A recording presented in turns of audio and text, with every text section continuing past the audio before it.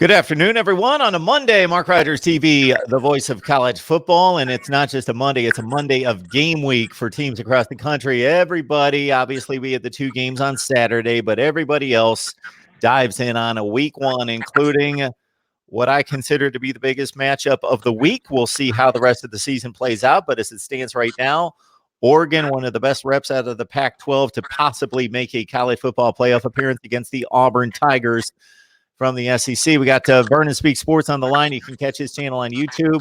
Focuses on Auburn, also addresses the rest of the teams in the SEC and across the nation as well. Vernon, how you doing today? Man, I'm doing great, Mark. I was really liked your visit to Orlando this past weekend. I mean, I thought that was incredible how you did the tailgating and then the live stream at the bar. Man, that was absolutely great to kick off your channel for college football for this season. Want to give a big war eagle to all the Auburn fans across the nation. And, you know, the SEC, they want to say it means more. Maybe it does. But this past Saturday, Florida, with their somewhat lackluster performance, didn't perform the way we thought they would. But they have a little time to figure it out. Got a bye week this week, then play a FCS school and then go on to Kentucky. So we will see what the Florida Gators have to offer once the season gets going. So that's one thing. I'm not going to go off the deep end, either in regards to praise or criticism for any particular team on the opening week. And I think your comments are pretty much in line with what most people would think that are knowledgeable football people, that it was a sloppy performance from the Gators in particular and Miami. But considering Miami with a first-year head coach, with a first-time quarterback in play as a redshirt freshman, that it's going to be difficult. And you saw it, especially in the first half on the Miami side, with 6 pre-snap penalties. We saw turnovers all over the place. At one point in the game, Florida had 3 turnovers, and I kept seeing a graphic on the screen about Miami forcing 3 turnovers. They didn't force any of them. They forced the last one, but the first 3, they were not forced turnovers. But it was a sloppy game, but it was an intense, hard-fought game. Both teams laid it on the line, so I thoroughly enjoyed it, and I appreciate the comments about our opening weekend coverage there in Orlando. It was a whole lot of fun to meet a lot of people that have watched this for a long time and mix it up with all sorts of Miami and Florida fans. And as I said off the top, Vernon, this game I believe to be the most important and the most attractive of any of the week one matchups for me. And I really like some of the games that are a little bit under the radar, like a Stanford Northwestern games. I think is going to be intriguing. But this is the marquee matchup on Saturday night. And let's get you started on the Auburn side in regards to how you feel about this team based on what you gathered from fall camp. The biggest thing that I think about this Auburn team, and that, you know, I even think about the there's a YouTuber on obviously on YouTube, the Late Kick. He talked about the fact that he picked Auburn as one of the top 10 teams of his power ranking. And the reason why he probably did so, and I did a little research on this, is because Auburn has key players off of the last, 3 or 4 recruiting classes, 2015, 16, 17, and 18, which adds a lot of depth to the Auburn Tigers. So when I think about, fall camp and, Auburn putting Bo Nix as the starting quarterback, as a true freshman, I think that's a trend that is starting to become a little bit more common now, because it's not as intriguing to have a redshirt freshman or a true freshman as a quarterback, especially when you can put that guy around some pretty decent players. Now I think about Williams. I think his last name was Williams from Miami. He was in a less desirable position to be a freshman quarterback, but I think Bo Nix is in the best position possible because he has a senior offensive line. Those guys came in the 2015 recruiting class, so they've been around the program for a little while. He has Marlon Davidson and Derek Brown, veteran players, Jeremiah Denson, who actually played against Clemson both times. So I mean, it's a very favorable situation for the Auburn Tigers from an experience standpoint going into the Oregon game. Get to Vernon Speaks Sports on the line. Please check out his YouTube channel, Talking Auburn, Talking the SEC. And, of course, we do it right here at Mark Rogers TV, the voice of college football. If you've checked out the coverage that I provided just here in the last it's been less than a day that I got back from Orlando, but we also got And you keep it just going. You just keep it going. You don't stop. You know. well, we got back about 9:45. By the time I walked in the doors, about 11 in the morning yesterday, and we got right on Utah and South Carolina and Washington and a number of other teams that we posted just in the last 20 hours or so. So we Yeah, just just keep it impressive rolling. work, man. I mean, you don't stop. You don't stop. We try not to, Vernon, and with help with guys like you coming online to help us break down Auburn.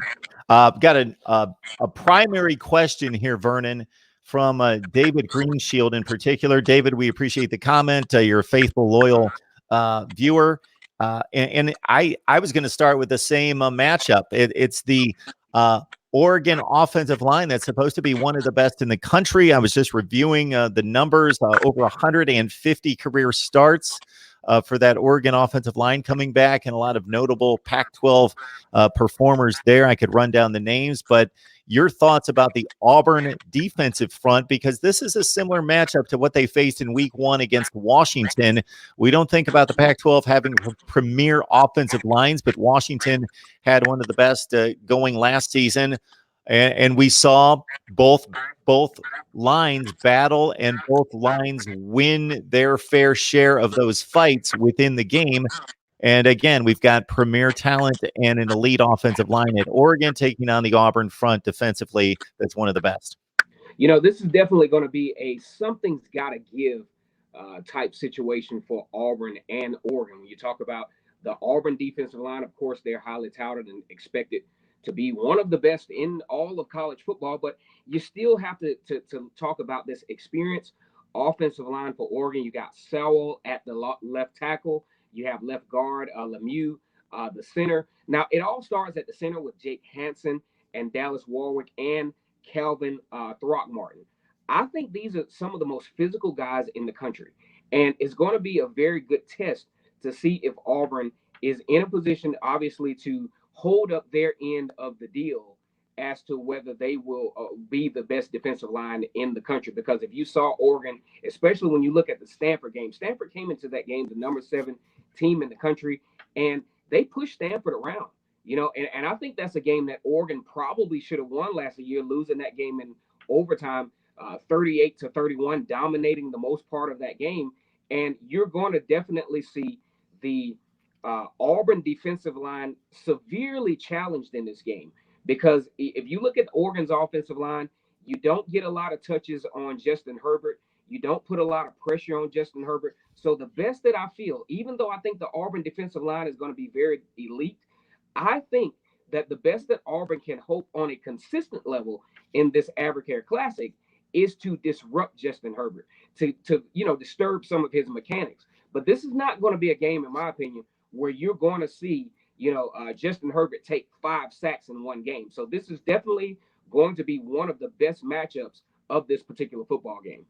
Yeah, Justin Herbert's numbers were good last year. They weren't as outstanding as you would think for a guy that was considered to be possibly the number 1 overall pick in the NFL draft, but much of that had to do with Oregon's wide receiver unit just flat out being disappointing with 52 drops in 13 games last year. We mentioned the offensive line of Oregon. You ran down the names. I was looking at these guys.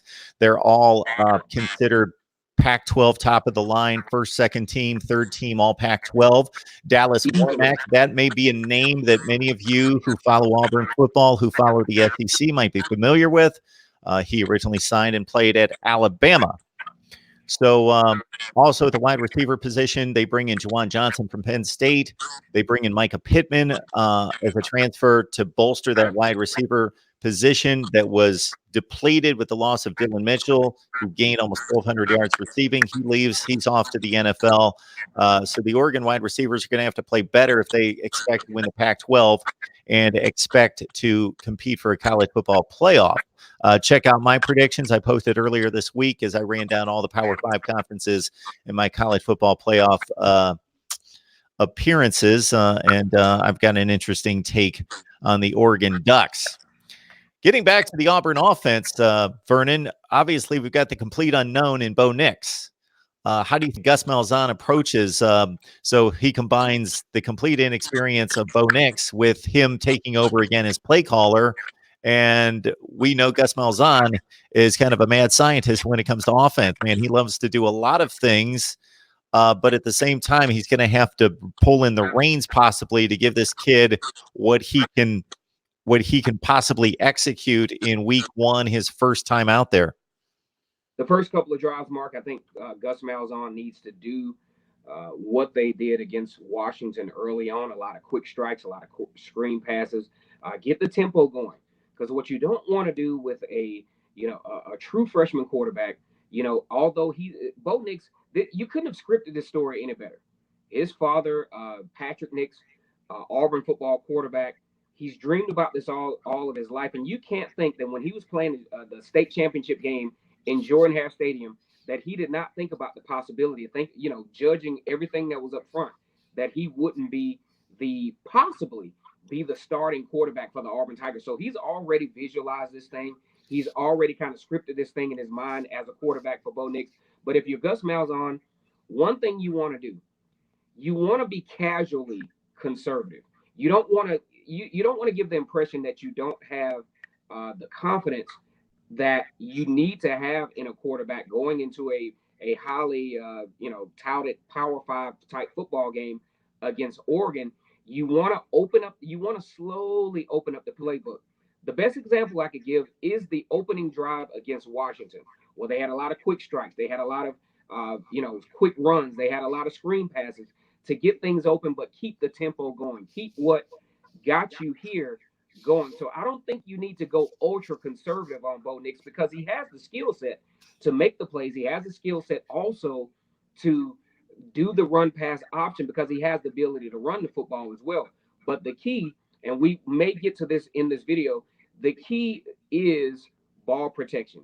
And when you think about what Oregon has at their defensive line position, ball protection is going to be key. Got Vernon Speaks Sports on the line from YouTube. Also want to remind you that if you like to throw a few bucks at the games, you can do so and get an extra, not 50%, 100% added to your money. So you grab the link in the description section below next to the hashtag Sam Strong. It goes to a good cause. I've explained it elsewhere. Goes to a good cause involving Volunteer Roadshow's son, Sam, who's battling cancer, for funding for him, also cancer research in conjunction with St. Jude's Hospital, a number of YouTubers, and also betnow.eu. So you get on betnow.eu using the link that we provided below. Sign up using the promo code MRTVCFB, MRTVCFB. So you throw in $100, let's say, that's just an example. They give you an extra $100 to play with, over 100% added to the account. And then you listen to my picks, and hopefully, Vernon, if I could hit them all like I hit on Saturday night when I said Florida 26-20. Man, that was dangerously close, So maybe I should just shut down and stop right there. But I will let everyone know that my weekly picks are on my Voice of College Football community, and that link is below as well. But let's talk up Auburn football as the Tigers get ready for Oregon. We had a comment on the screen from Iron Wolverine just pointing to the schedule, and I hear this all over the place, and I'm in this camp as well. I think this team is going to be much better than its record at the end of the season, because the schedule is just so brutal. If there's any team in the country, Vernon, that has to take one game at a time, and obviously that goes for everyone. You can't look ahead. You just have to be focused not just on the next game, the next play, the next rep in practice. The coaches preach that, and it's cliche, but it's absolutely the truth.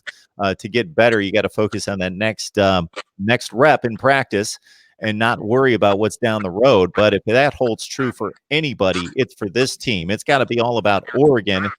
This is a team that took care of business against the eventual Pac-12 champion last year in Washington and still finished 7-5 in the regular season. So, again, the schedule's brutal. I think all the metrics of Vernon point to a team that is probably a top 10 to 15 team in the country. But when it's all said and done, they may not be able to deliver that in terms of a record. I think Auburn, when you look at the totality of the circumstance for the Auburn Tigers, you look at a situation where you have a wealth of talent and you have a wealth of experience that has actually overlapped. You talk about the 2015, 16, 17, and now 18 recruiting class, to where you now have a situation where Auburn actually has the opportunity to have a reloading type season, which may be contrary to what some of our media outlets may believe. The experience of this Auburn team is something that can really, really navigate through this particular schedule. If any roster in the recent Auburn history can navigate through this schedule, it's this particular team. You talk about Derek Brown, that's been around for a while. Marlon Davison has been around for a while. The whole offensive line has been in this system for about 4 years now. Of course, you have a true freshman quarterback, but that's just one entity. That doesn't spell the totality of the experience of this team. Then you also have a wealth of talent and a wealth of experience starting to pile up at the running back position, at the wide receiver position. So if there's any team in recent history for Auburn that could actually have the talent and the two deep and very important positions to navigate through this quote unquote brutal schedule, I think Auburn can do it. Now, I think the Oregon game is key though, because you don't want to go into a non-power five Tulane and Kent State with a loss to Oregon, because then you kind of get into redemptive mode to where you can't wait until Texas A&M.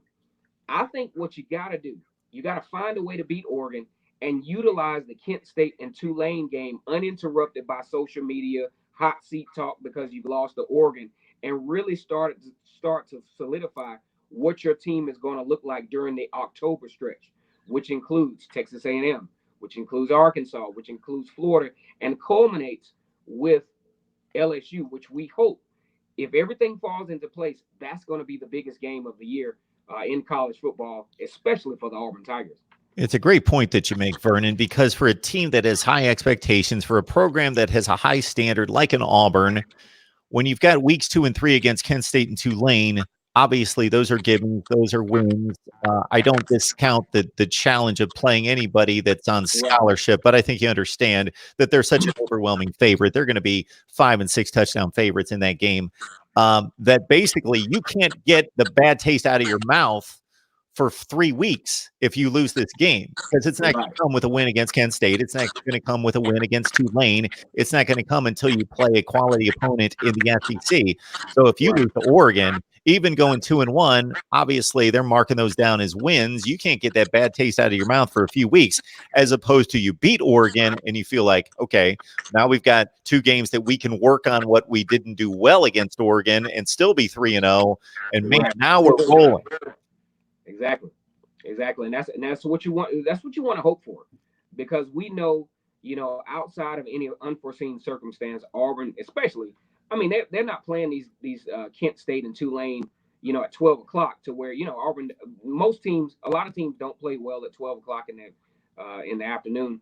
They're playing these games prime time, 5:30, 6:30. So they're going to pretty much roll through Kent State and Tulane. But what a better feeling it would be to be able to, like I said, polish some things up against Kent State and Tulane, having the victory over a well coached, a very, very talented Oregon football team. You got Vernon Speaks Sports on the line from YouTube, right here on YouTube. So please check him out. Vernon Speaks Sports, primarily Auburn coverage, but he makes his way around the SEC as well, covering college football. Vernon, I've got an interesting stat here, because this really plays into the hands of the Auburn front seven.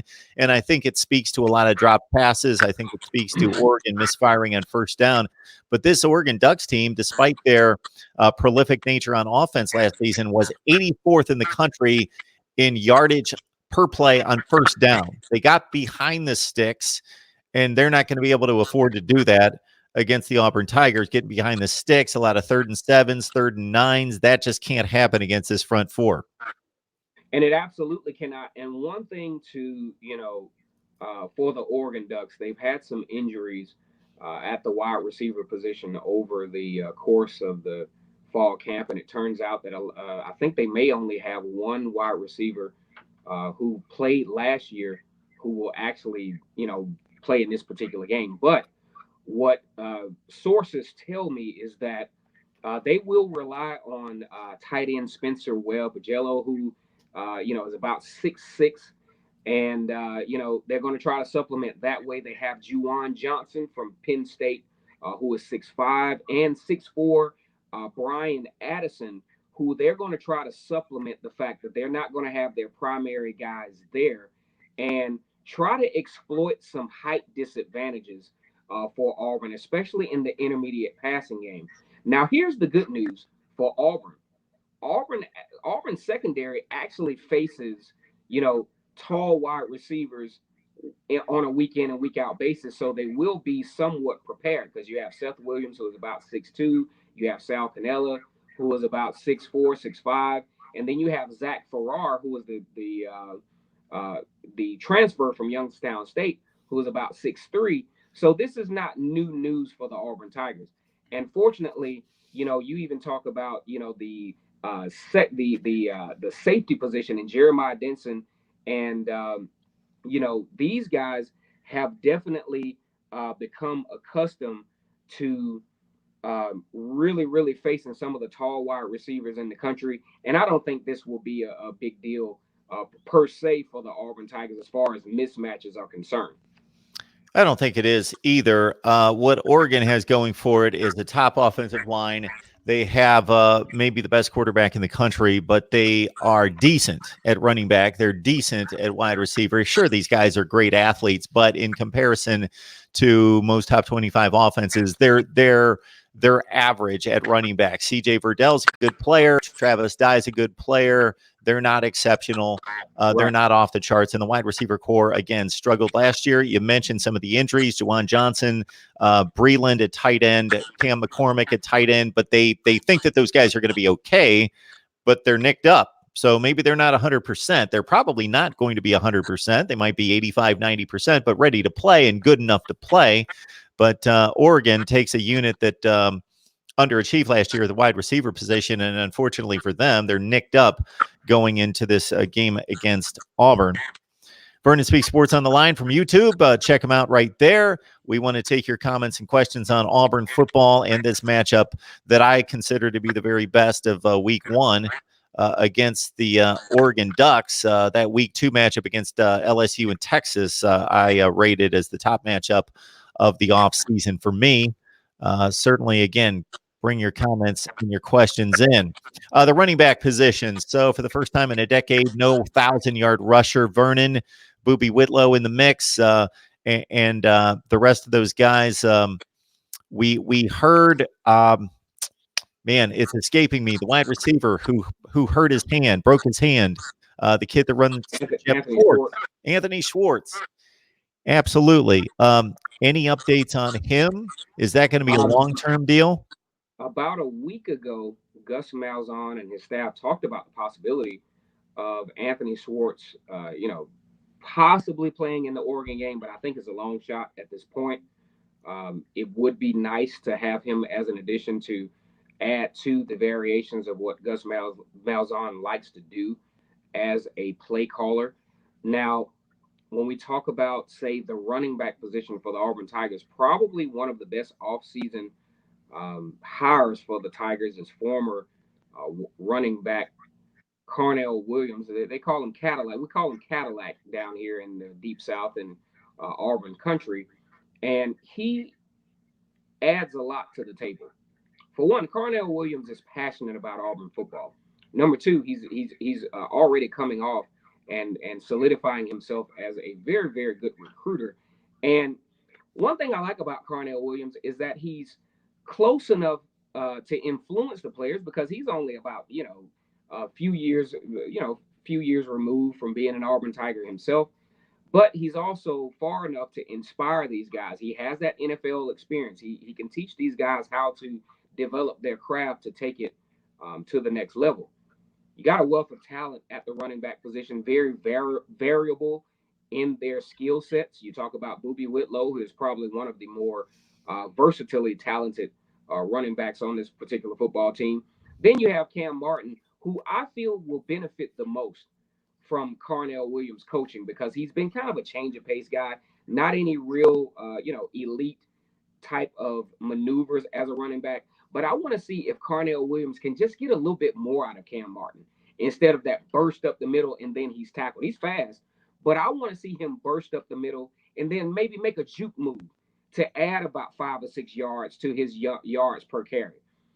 You also have DJ Williams, who was a very, very huge gain for the Tigers late in the recruiting process from Sebring, Florida, 4-star recruit. A lot of folks really weren't looking at him until late in the season.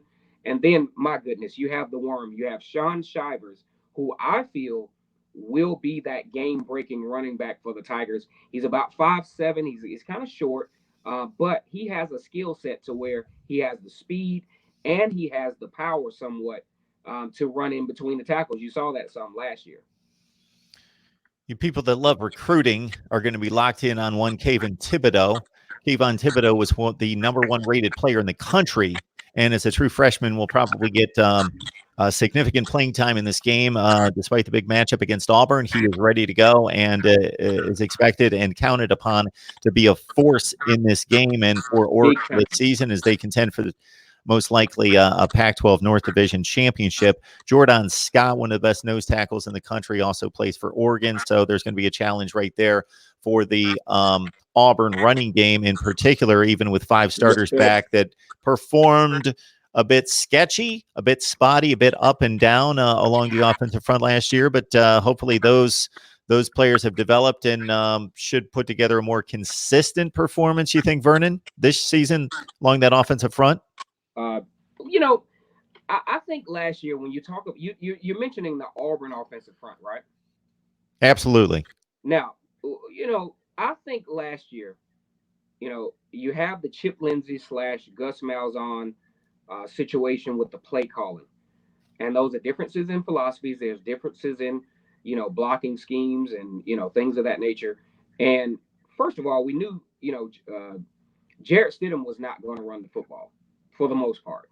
So you're running a run pass option scheme blocking wise and all other genres of blocking schemes when you know that there's no threat of getting defenses off balance with your running game. So of course your offensive line is going to be at times put in adverse positions. I think with Gus Malzahn calling plays is going to be a little bit more aggressive that works into these guys' skill set, because when I saw this offensive line late in the season, say Texas A&M and beyond, they begin to become a little bit more comfortable. They were able to move the football against Georgia and Alabama in the first half. So I do feel that this offensive line will be much improved. They've had time to do so. And with them blocking for schemes that are actually going to happen via the run pass option, I think these guys are set up to be at least at worst moderately successful. Mark Rogers TV, the voice of college football, breaking down Oregon and Auburn, the big matchup on Saturday night, week 1 of the college football season, much like what Auburn took on last season, neutral site against Washington, the eventual Pac-12 champions, and the Auburn Tigers won that one like 21-16, something in that range, some kind of score in that range, less than a score, and a lot of huge goal line stands in that game, like in the last 5 to 8 minutes. Both teams just, it was a nail biter, and it was a white knuckler between those two. And I thought it was the best game of week 1. I didn't care that it didn't score 40 points aside. I thought it was a great game, and I expect no less of this one. I'm looking at a scouting report on the Oregon Ducks here, Vernon, and this is from an opposing coach in the Pac-12 who's anonymous, just giving his take on what Mario Cristobal is doing there, talking about the team right now. Says he's done an outstanding job, obviously, taking over this situation that's a bit of a unique situation in regards to where they're located in the country, where they have to recruit to, that it's difficult sometimes. They're playing good ball, unit by unit. You can see that these kids are a little bit hesitant because this is their 3rd head coach in 3 years, talking about the way they played last year. So the improvement should be noticeable going from 3 different head coaches in 3 years now to a head coach in Mario Cristobal who's been in play now for 2 years. So everybody knows the concepts, the terminology, is comfortable with the assistant coaches, knows the culture, the vibe, the environment, what's expected for his 2nd straight season. They had a tremendous defensive coordinator in Jim Leavitt who really elevated them 2 years ago. A former head coach at South Florida did an outstanding job, but he and Cristobal didn't get along. Levitt's gone. You bring in Andy Avalos from Boise State. He built outstanding defensive play there. We'll do much of the same. A lot of multiple sets, moving around, trying to scheme the offense, get them out of their comfort zone in throwing different guys in different places and not keeping the same look all the time. Offensively, obviously, it all falls on the shoulders of Justin Herbert first and foremost, but he's going to need more help out of his playmakers than he got last year. And with guys like you mentioned, Juwan Johnson in particular coming in from Penn State, they expect to be decent. Again, these are not elite units at running back and wide receiver for Oregon, but they're capable. And certainly Mario Cristobal has upped the ante in recruiting there in the Pac-12, much like Urban Meyer did in the Big Ten 7 or 8 years ago and going to Ohio State. And then suddenly Penn State, Michigan jumped on board and knew that they had to kick it into gear to keep up. And that's what Mario Cristobal is doing to a certain extent with an SEC-type approach to recruiting there at Oregon. Vernon, as you look at this one, your keys to the game on the Auburn side in regards to first-time starting quarterback, taking hopefully advantage from an Auburn perspective about having one of the best defensive lines in the country, an offensive line that didn't play well all the time last year, but you mentioned some of the challenges they faced, but they're all back. And what I think is one of the outstanding wide receiver cores in the SEC. What would be your keys? You know, one of the keys to the game, especially when I look at this Oregon game for the Auburn Tigers, one of the biggest keys is to play very, very, very sound on defense, because I just don't believe that, you know, with Gus Malzahn calling plays, he's going to score some points in this particular football game. What's going to be the key is, like you mentioned before, this Oregon offensive line, with their push and their, you know, and their physicality, how they match up with the defensive line for the Auburn Tigers will be the absolute key to this football game. Because if you know, when you mentioned Auburn, the times that you beat Auburn is when you're able to run the football. And if Auburn has, you know, if Auburn allows any type of holes in this type of, you know, you know, their defense, to where they allow Oregon to actually establish a running game, then I think they're going to be in trouble. As far as the offensive side of the football goes, I think Auburn will be able to at least run the ball to some degree of effectiveness. But what I'm really interested in is the fact that Bo Nix probably has the best, you know, skill set to be able to open this offense up and give Auburn an opportunity to not only move the football, but actually help to score in areas that Auburn didn't do so well in last year, which was time of possession. Time of possession will be key as well. Mark Rogers TV, the voice of college football. This is what we do each and every day. Best discussion, debate, and analysis across the country. Talking Auburn football, the big matchup in Week 1 against Oregon. Neutral site at AT&T Stadium. We got Vernon Speak Sports on the line. Please join him on his YouTube channel. I'm going to release a video sometime in the next day in which I've been asked this a number of times to set up my live stream schedule. So I'm going to be delivering what my live stream schedule is going to look like for the entirety of the college football season. But we're certainly going to be revising that week to week with special appearances by the likes of Vernon and many others as we bring you live previews of the big games and big matchups each and every week. Vernon, let everyone know what they can find on your site, and we'll let you have the rest of a great Monday here. I'll tell you what, guys, you can find me on Vernon Speak Sports Auburn here on YouTube. I also make some appearances on the Facebook All About Auburn page on Facebook. And just want to let you guys know, man, I've really enjoyed covering Auburn football. I'm an Auburn graduate, 2002 graduate, criminology, criminal justice. So I've been around the program, been around the school for quite some time, grew up in the area actually. So always been kind of around the Auburn program. But you can find me on YouTube. And remember, guys, it's always great to be an Auburn Tiger, War Eagle.